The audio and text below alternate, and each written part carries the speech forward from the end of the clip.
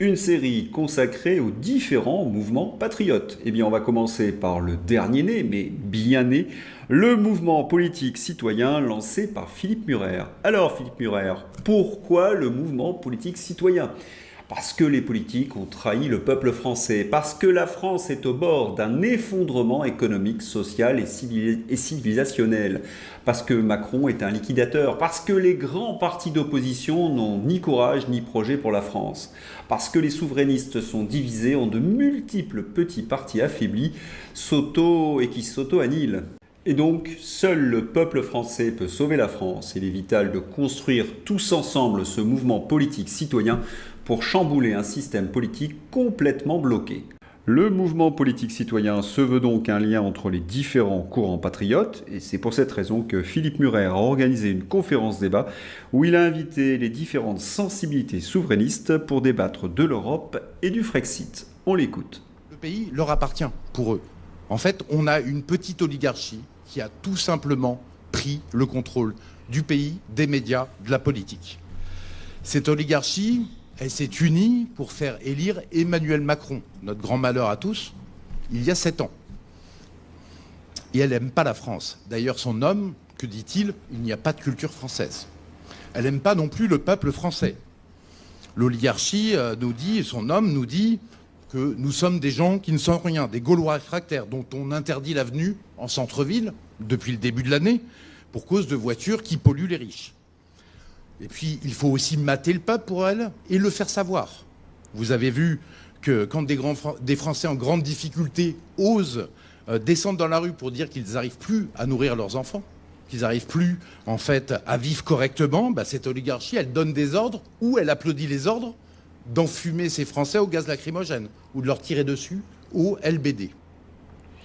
Notre seul adversaire, c'est donc cette plutocratie mondialiste et européiste qui nous a imposé Macron le liquidateur et l'homme de la répression des Gilets jaunes. Quelle est la solution, Philippe Murer? La solution, elle est simple. Il faut juste avoir le courage de le dire. Faire renaître notre agriculture, ça impose la sortie de l'Union européenne. Ce qui signifie renégociation automatique de tous les traités de libre-échange. Et donc, à ce moment-là, on peut mettre des clauses pour limiter la concurrence sur les produits agricoles. L'agriculteur français pourra alors vivre de son métier, de prix correct, au lieu d'être obligé, comme aujourd'hui, de quémander des subventions. Il ne sera plus enseveli sous les normes absurdes de Bruxelles. Il faut arrêter avec le délire de la surtransposition. C'est Bruxelles. L'ennemi, ce n'est pas le fonctionnaire français. Les normes sont à Bruxelles. Ceux qui vous le disent que le problème, c'est la surtransposition, vous mentent. Il faut arrêter d'accuser la France. Il faut accuser là d'où viennent les normes de l'Union européenne. La France libre, elle pourra surtout afficher très lisiblement sur toutes les étiquettes des produits que vous mangez. Est-ce que ça vient d'Ukraine? Est-ce que ça vient du Brésil? Est-ce que ça vient de Chine? Ou est-ce que ça vient de France avec un drapeau bleu, blanc, rouge? Et là, le chemin, en fait, c'est clair pour les agriculteurs, comme il s'éclairera pour l'industrie et toute notre économie.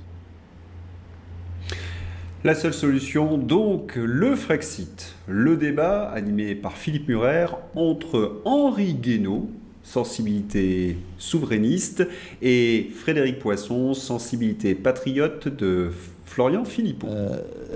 Comment en sommes-nous arrivés là? Nous n'en sommes pas arrivés là parce que le système social, qui est le fruit du compromis de l'après-guerre, le pacte social qui a été conclu au moment du programme du Conseil national de la résistance et de sa mise en œuvre, c'est pas ce pacte social qui est défaillant, c'est que nous avons détruit sciemment la société et l'économie depuis des décennies. Et ce système, comme tout système social, il s'est trouvé submergé par les victimes, submergé par les ayants droit, submergé par toutes les...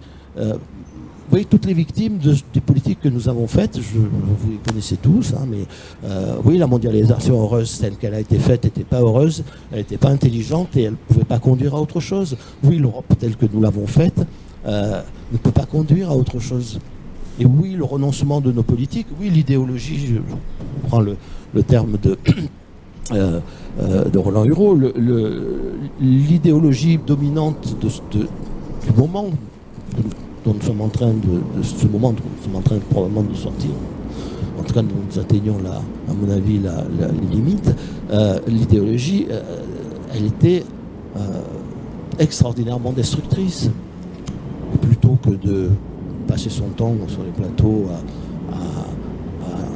insulter ou à caricaturer tous les mouvements qui nous déplaisent, y compris l'élection de Trump, il vaudrait mieux que nous passions notre temps à nous demander ce que signifie l'émergence de tous ces mouvements, ce que signifie l'élection de Donald Trump.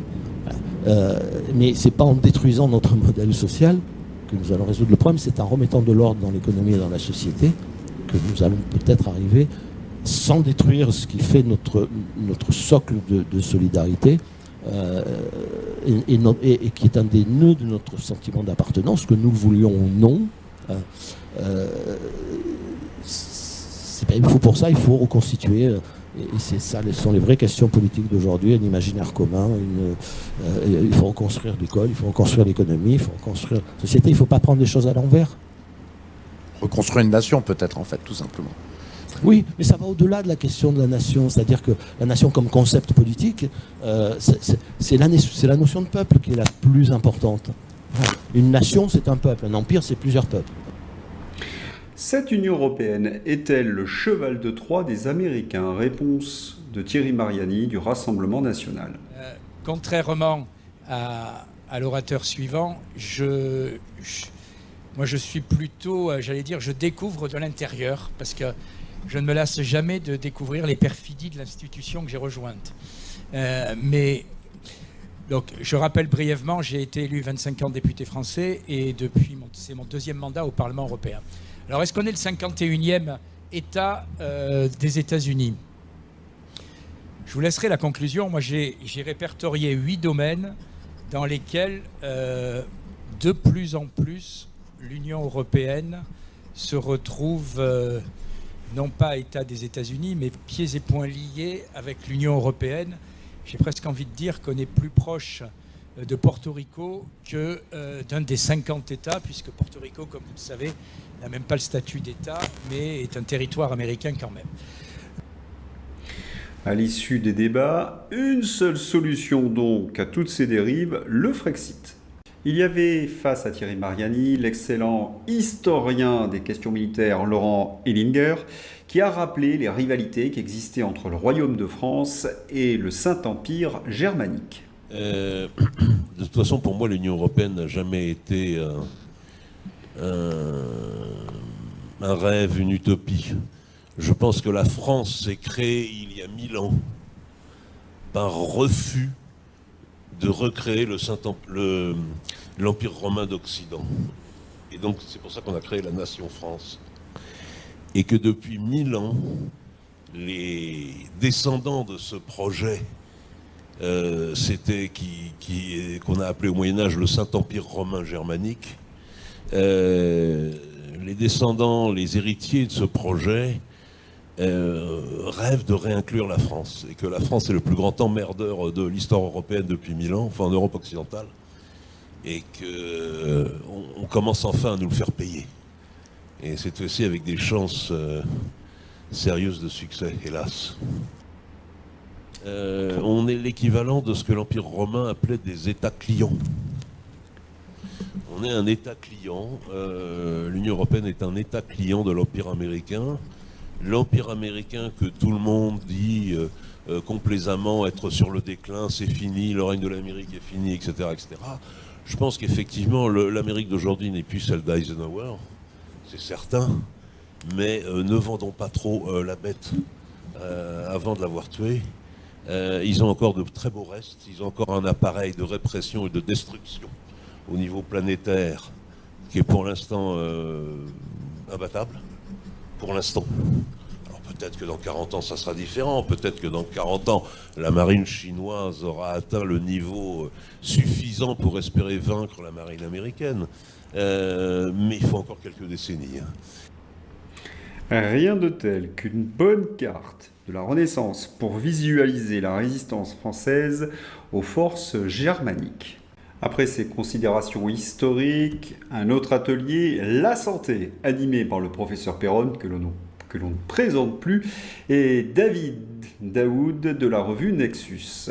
Le professeur Perron. Maintenant, je passe à la médecine. Alors, effectivement, c'est une démolition en règle à laquelle on assiste. Mais il ne faut pas savoir que c'est par hasard, c'est totalement programmé. C'est l'État profond qui veut ça, c'est la démolition de tout le système public. Alors, on l'a vu avec la Poste, on l'a vu avec tous les services publics dans tous les pays. C'est voulu, c'est pas par hasard.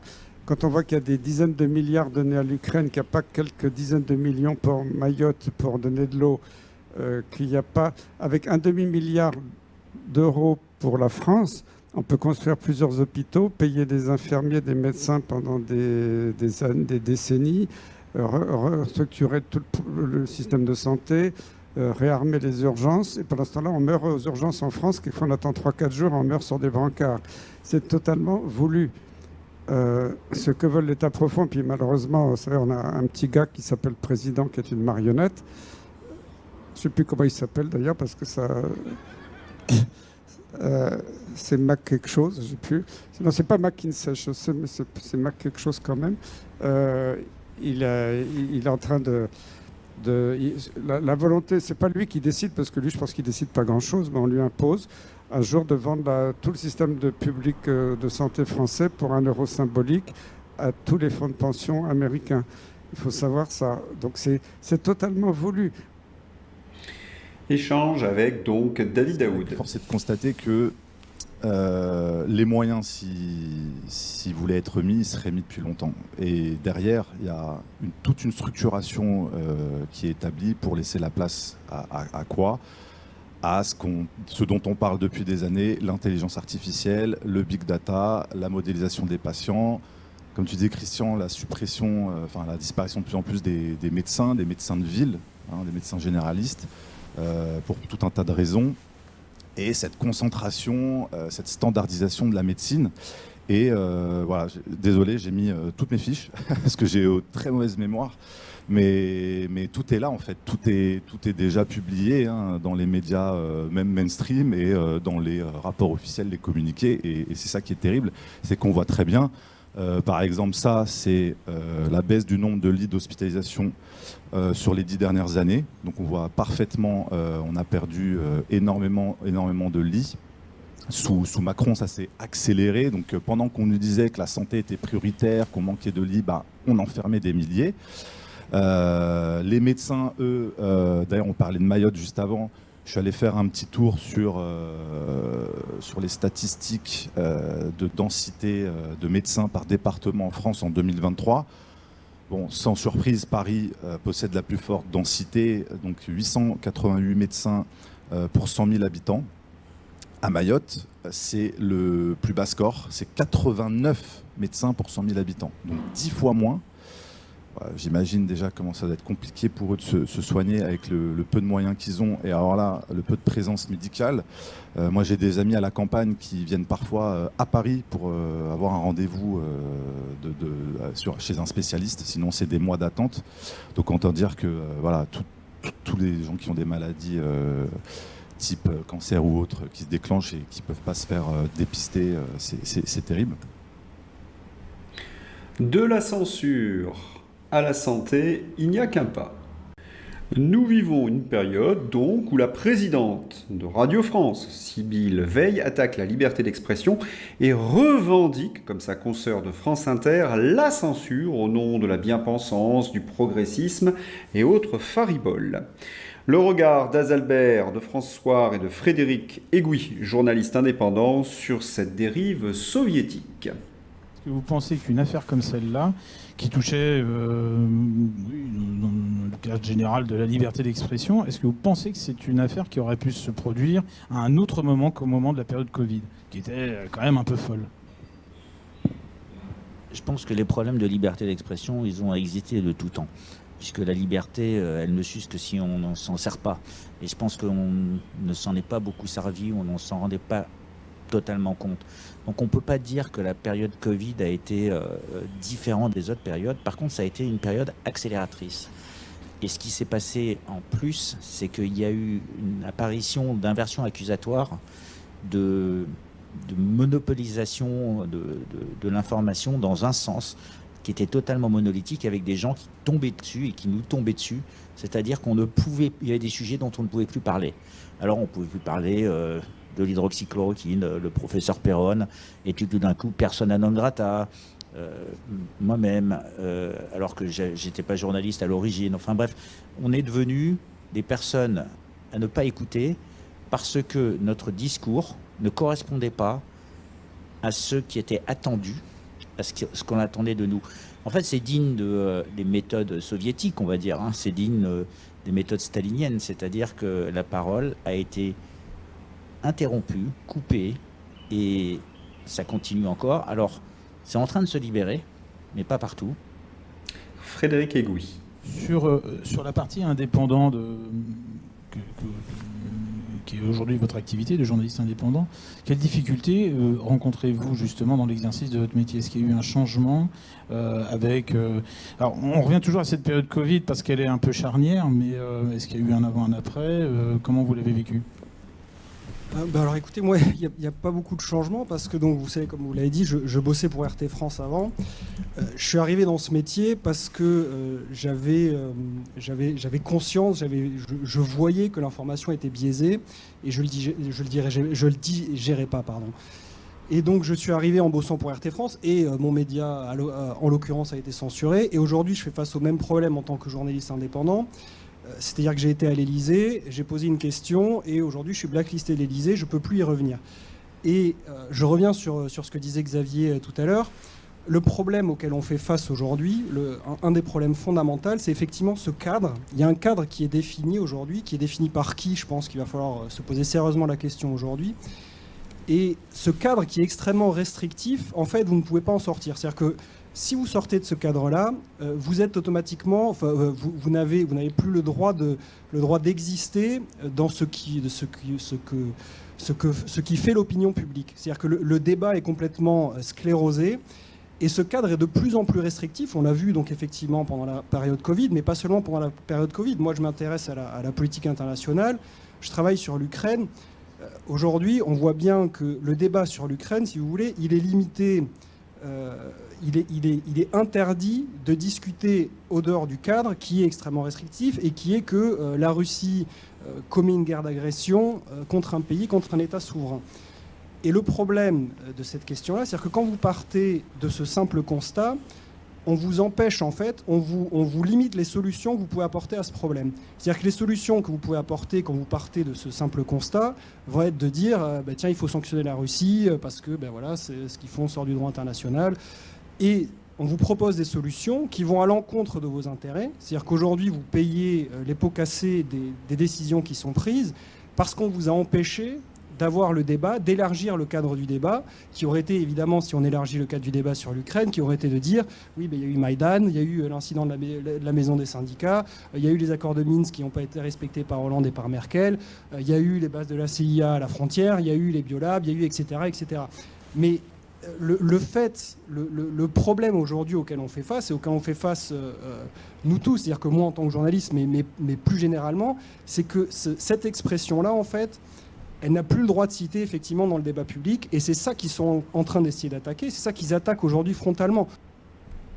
Une évolution aujourd'hui aux États-Unis qui est notable et positive, parce qu'on a Elon Musk, on peut penser ce qu'on veut d'Elon Musk, mais qui quand même a libéré la parole sur Twitter. On a sur Facebook Mark Zuckerberg qui a retourné sa veste, qui a avoué et qui a dit, et qui lui a mis les mots sur le responsable, en fait, finalement, le censeur en chef, en disant, voilà, moi, à l'époque du Covid, je ne pouvais pas publier parce qu'on m'interdisait de publier ceci, qui a dit, l'affaire Hunter Biden, je ne pouvais pas écrire dessus parce qu'on m'a interdit d'écrire dessus, parce que l'État profond lui a interdit d'écrire dessus. Et donc, on est là face, à mon sens, au problème fondamental auquel on fait face aujourd'hui en Europe d'autant plus, parce que l'État profond est en train d'être démantelé aux États-Unis, donc il est en train de revenir en Europe, il est en train de revenir à Bruxelles, et donc vous voyez Bruxelles qui s'attaque frontalement à la liberté d'expression, à cette liberté qui ne veut pas qu'on dépasse de ce petit cadre, parce que évidemment, si on sort de ce cadre, ils ne peuvent plus prendre les décisions qu'ils veulent prendre. Donc c'est aujourd'hui, on doit avoir toutes les alarmes qui s'allument, parce que on a une attaque franche de Bruxelles contre notre liberté d'expression. C'est-à-dire que vous avez encore le droit de discuter sur Internet, dire ce que vous voulez, mais vous n'avez pas le droit de l'amener dans le débat public. C'est-à-dire que vous en avez l'interdiction avec des outils législatifs aujourd'hui, avec le DSA, avec le Media Freedom Act, avec maintenant Nathalie Loiseau qui a le bouclier démocratique européen, le bien nommé. Et tous ces outils-là sont faits pour vous empêcher de sortir de ce cadre, pour empêcher le débat public de sortir de ce cadre, parce que sortir de ce cadre, si vous ne pouvez pas sortir de ce cadre, vous pouvez pas, ils ne pourront pas prendre les politiques qu'ils mettent en œuvre et qui vont à l'encontre de nos intérêts. Merci à tous ces intervenants et petit cadeau dans cette vidéo, le moment hamiltonien. Oui, après la conférence débat du mouvement politique des citoyens, je voudrais donc terminer ce salon de conversation avec une analyse de Fred, dit le Parisiaste, que vous connaissez bien, qui a eu ce geste d'amitié de nous fournir cette vidéo. Il nous explique le moment hamiltonien. Et toi Fred, t'en penses quoi ? Alors déjà, j'en profite pour citer le tweet, la reprise d'une information importante qui n'a pas échappé à la plupart d'entre vous, mais je le dis au cas où. Merci donc à Camille qui l'a reporté à mon attention. C'est que selon énormément de posts là qu'on trouve sur X, et notamment de Éric Revel et d'autres, etc. On en parle partout. Le Monde, d'ailleurs, Le Monde FR, Le Monde FR en parle. Le symbole est lourd, je donne leur titre. La France emprunte désormais plus cher que la Grèce. Pour les obligations à 5 ans, le taux d'intérêt du gouvernement français est aujourd'hui de 2,48% contre 2,40% pour Athènes. Moi, je vous dirais juste un truc, c'est que le moment hamiltonien fait référence au premier secrétaire d'État au Trésor américain, au sortir de la guerre de sécession aux États-Unis. Et avant, d'ailleurs, la Révolution française, Hamilton, c'est le personnage extrêmement compétent qui dit il va falloir maintenant construire l'Amérique, établir une feuille de route industrielle pour industrialiser ce pays, ne pas louper la grande transformation qui a lieu, qu'on appelle révolution industrielle déjà à l'époque, et aussi exsangue au sortir de la guerre de sécession, la plupart des États américains sont surendettés. Donc il propose ce qu'il appelle la mutualisation de la dette. Et on sait historiquement que c'est le grand jalon qu'on peut prendre comme point de départ de la fondation de l'État fédéral américain. Donc c'est pour ça qu'on emploie l'expression moment hamiltonien, et c'est pour ça aussi que je trouve extrêmement troublant, ça c'est une remarque personnelle purement intuitive que je fais, mais je pense qu'elle va interpeller plus d'une personne ici sur le Space.